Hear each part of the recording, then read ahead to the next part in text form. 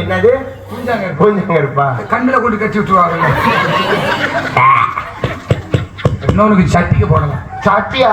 வாரி சட்டி. அப்படின்னா என்னன்னு நீ நல்லா பார்த்து உங்களுக்கு தான் விஷயம். அவங்களே சட்டியே போட மாட்டாங்க.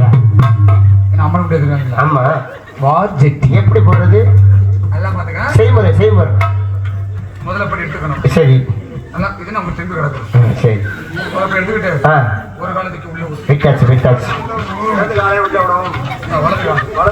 அதையும் விட்டாச்சு விட்டாச்சு.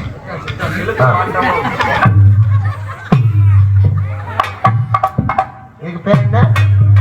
வாரி சட்டி. இங்க பின்னாடி திரும்புங்க.